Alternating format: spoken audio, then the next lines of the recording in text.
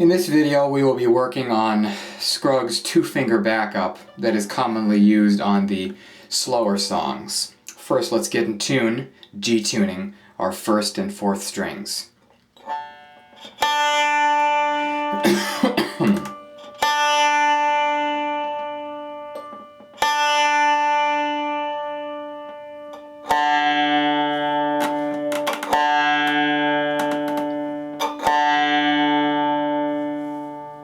Third and fifth strings to G.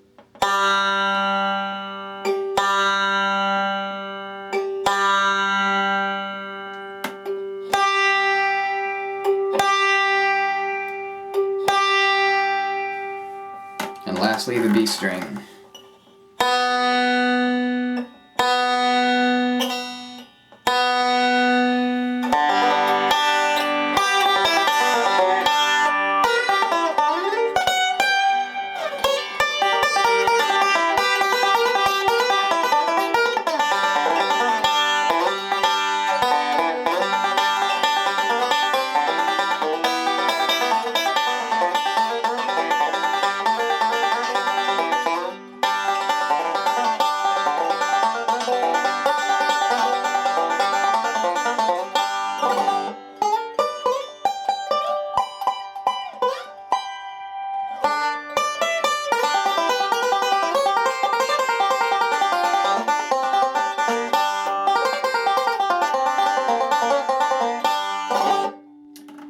Okay, the picking pattern for this song is, as you know, is this little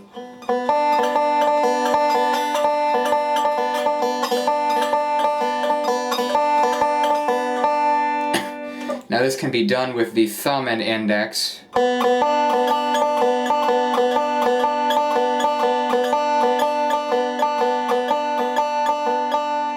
Or the middle finger replacing the index finger, of course.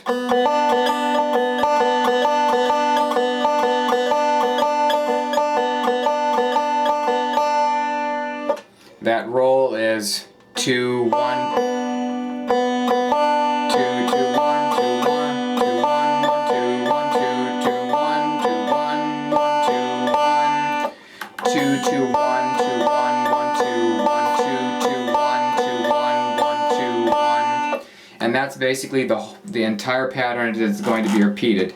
So in light of that, this video is not going to include a picking hand. It's only going to focus on the fretting hand because that really is where the greatest difficulty lies. I'll play this little backup pattern up to tempo and then slower, and we'll analyze it.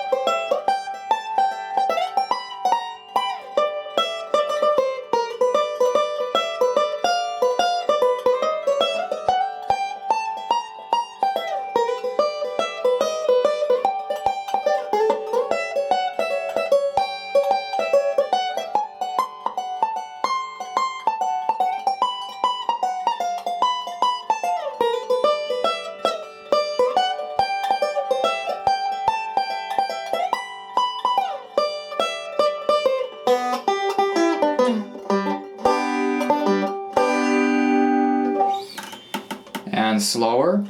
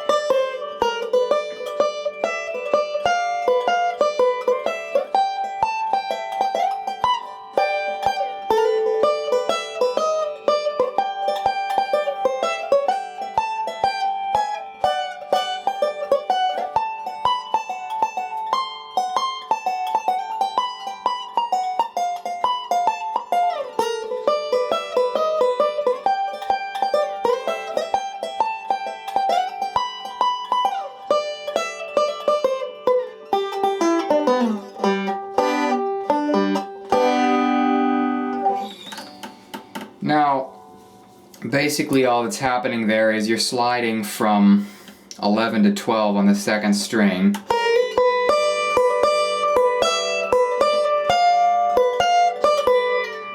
And you're hitting that 7th note at the very end, at fret 15. It's pretty straightforward that the rhythm is a shuffle rhythm. It's not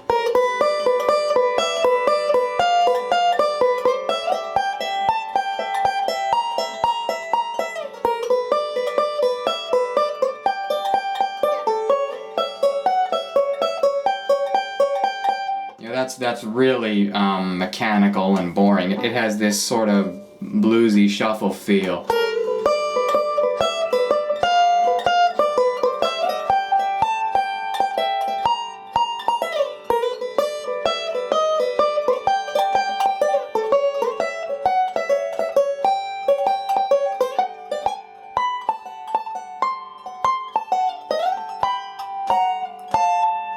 Of course, a little chromatic backwards walk, and you know, all these things, obviously primarily the rhythm enhances this feel of this song, and the use of a lot of half steps. There's that half step from B flat to B, from E to F, from G flat to F, and you know, G flat F, and then B flat A is on the top string.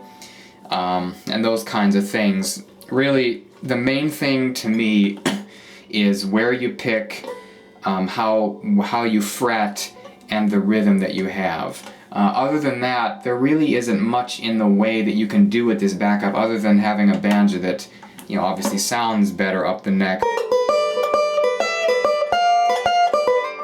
to deliver kind of that pre-war rattle, that old-time sound that people talk about. But, you know, that's something that you have to invest in parts and even a whole banjo maybe. But the technical side of it, that's the mechanical side that you can't do anything about. But the technical side of the playing this way, you know, I'd say better than 80% of the way this sounds is these things right here. And you know, obviously you want to be picking closer to the neck, which is pretty obvious. You can probably see my thumb in there a little bit at the corner of the video. But other than that, since we're focusing primarily on the fretting hand, I would really concentrate on how you fret this. And I would encourage you to not fret it with the fleshy, callous part of your finger, but to fret it with the nail. See if I can get close there without blurring the camera out. You may be able to see there on my index nail primarily a little groove caused by actually fretting the string with my nail. And Scruggs was known to do this, but on everything. I don't do it on every chord that I play up the neck, especially on faster songs. But on the slower stuff, I do everything with my nails, and you can see right there, if I can get in as close as possible, I'm fretting both strings, the second and the first, with my nail. And every position, the C chord, the G7, obviously you have to fret it with the flesh, but the G is fretted with both nails, the high G is fretted with both nails, everything. Even here I nailed it, meaning fretting with the nail. It is tricky to get. This backup is very simple if you don't fret it with your nails. When you do, you're forced to curve your fingers less like this and put them more on an axis. It also requires a thumb position change on the neck. So let me see if I can show you what I'm doing exactly. Top side.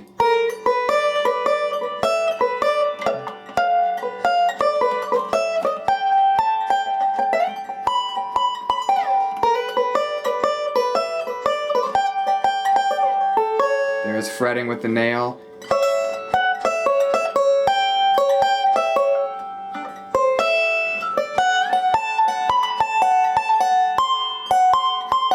So 90% of the fretting, you can see my fingers are on this much greater curve here. That's crucial to be able to at least try to fret with your nail. Other than that, it's, and my thumb, if I can get a picture of my thumb here on the neck, my thumb is riding the top end of the neck there. You can see that it's not around it or comfortable like that, like what most people would play like this. It's much more pushed forward to allow my hand to hit the nails and have the front end and edge of my fingers do that. And so you really have to experiment, because obviously everybody's hand is different. You really have to experiment with the axis that you have to keep your fingers on to accomplish this. And really the reason, you know, I haven't even talked about the reason why why I fret with my nail. And the reason is quite simple: tone. Fretting with the flesh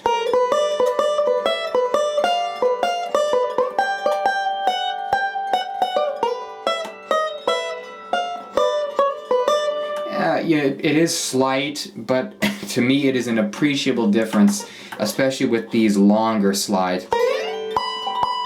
With the flesh, you get that it dies off. Kind of goes boink and just dumps out. But with the nail,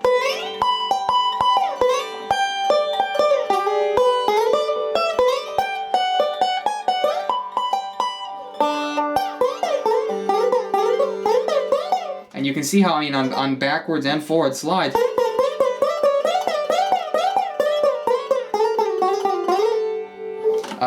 everything sounds so fluid, and that's primarily why.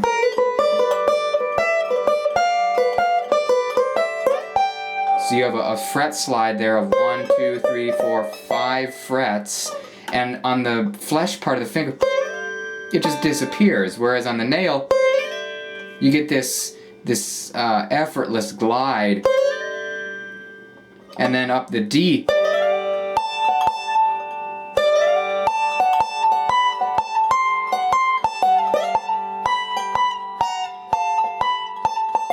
See, there's that backward slide from F back down. And also another thing to consider is with the flesh part of your finger, with the frets, the flesh, every time you run your finger over a fret, with the flesh part of the finger, the finger bump, bump, bump, bump. You feel this positive speed bump every time you slide. And with the nail sliding, you really feel little or no fret resistance, and I think that's what contributes to this really fluid sound that it gives. And you know, that's just to me another reason for doing it this way.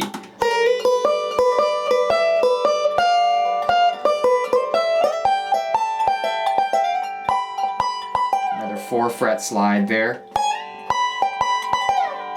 And there's that backward slide, a huge 1, 2, 3, 4, 5, 6, 7, 8, 9, 10. You have to slide all the way from the high G note to the 11th fret to be able to come back and do that B flat to B slide again, forward slide. So you have to backward slide from G to B flat all the way to go back up again to B. So you have and you know, on banjos that have less sustain too, this nail sliding backwards and forwards gives the appearance of more sustain because you're not bumping over a fret every time with the fleshy part of your finger. Really, as far as technique goes, that's about it, I think. There really isn't too much in the way of technical difficulty of this style, other than maybe some, you know, you throw in a third note on the 3rd string. But other than that, you know, just keeping on the first 2 strings of the banjo, the main difficulty is really how to fret with the nail and keep, you know, there also is something to be said for keeping this constant rhythm up.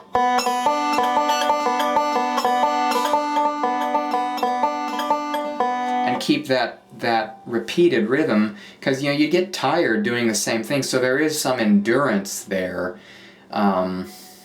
to build up to be able to execute this and make it sound like one continuous roll, because this really is a little bit tenor banjo like they'd be rocking the plectrum back and forth. And because the plectrum is one unit, it gives a more consistent sound. I think part of the beauty of this, these licks, really is the fact that this hand remains so stable, because it's what allows us to focus on the beauty of the chord changes. When this is a little bit shaky, it really, in a very rapid way, ruins the effect that this has. So both hands really need to be working in tandem together. They need to be on the same page, as we say, because without it, if you're not fretting on the nail, you don't get that good tone, and if you're not keeping real solid rhythm here, you're not getting good tone either. And so both hands really need to be coordinated to each other.